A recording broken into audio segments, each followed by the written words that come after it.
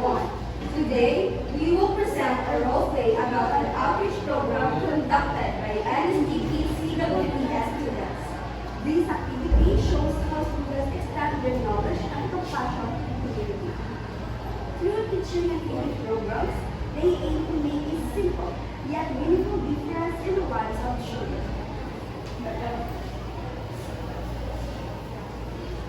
So, good day, class. Today I will announce that you will be having a project for this time, and that is community service. And after this, I want you to present your insight next week during my class. So, is that clear, class? Yes, Mom, Miss Carol. Okay, that's all. See you all next week.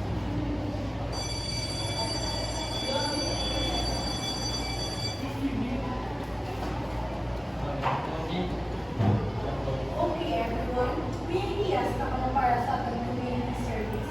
Pwede ikaw makasuggest. Yes? What if mom in-observe ka sa isang community? Pwede man ha? Any other suggestion? What if a feeding program? Good idea. How about we do a feeding program para sa liver center? Tapos, pag nakapahambang para ma-relate sila ng automatic. After that, pwede mo feeding program. Yes, I think mas okay yung suggestion mo. Ay samtang bata pa lang sila mahubog ng iisip. Kumbaga na sa ating pambansang bayani, ang kabataan ng pag-asa ng bayan. After agreeing on the community service, the class begins planning for a community outreach program. So, settled ng tanan, okay na ta sa outreach and feeding program. So, mga sign na sa atong mga obrahon.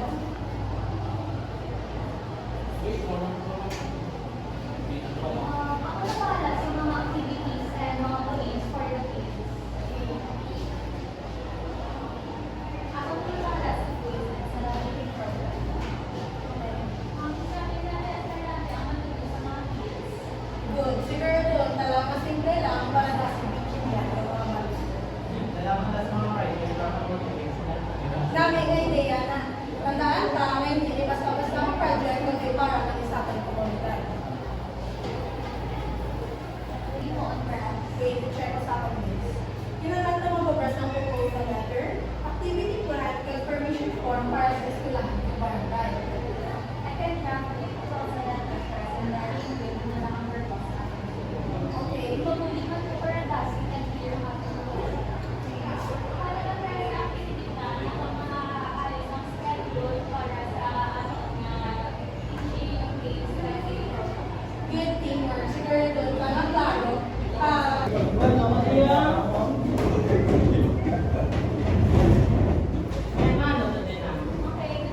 Ako si Manu si Jaisal.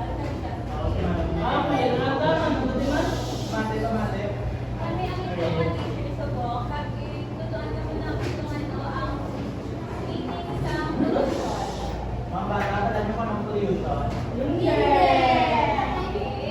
sa production. Inis ko natin ka mo, ang pollution is like tipo sa mga kilala doon. Ang cause is ang mga tao mag-ahoy ng sura sa daily lang. Tapos ang apektuhan, ang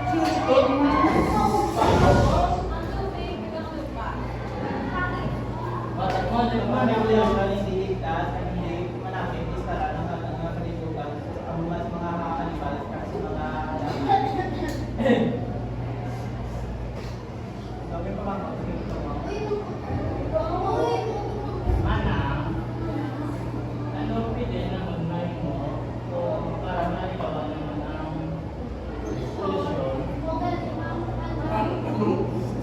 Kung inis malikawan ng pollution para sa pagkaboy ng basura sa sakto na halaboy ng basura.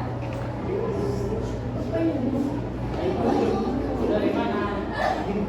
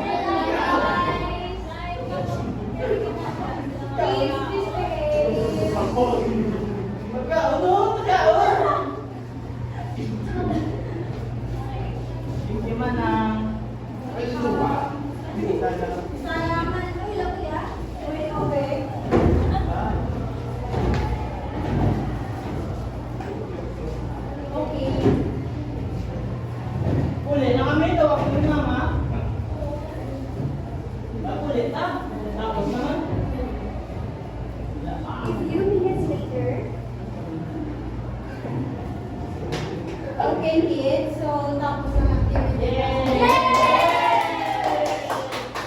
So, mapapicture kita sa mga. Mapapicture na lang. Sigon na namin na. Picture na picture. Okay,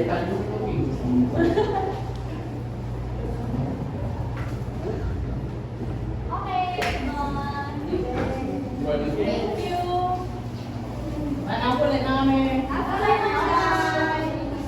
The next sentence, what they were in class.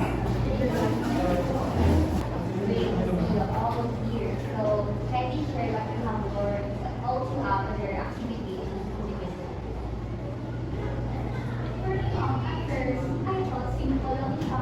Pero ginagawa ng amin na project na natin, na-realize naman ang importance ng pag-give-service sa mga tao. What I've learned is that sa mga leaders ng community is hindi dapat basta. Dapat we do it with the heart, purpose, and dedication. Small action can make a big difference in the community, and we can create a better future. And not only through teamwork and cooperation, we can overcome this challenges. We started this project as a requirement, but we ended up gaining something valuable, which is experience, teamwork, and purpose. Serving with heart for a better future of tomorrow.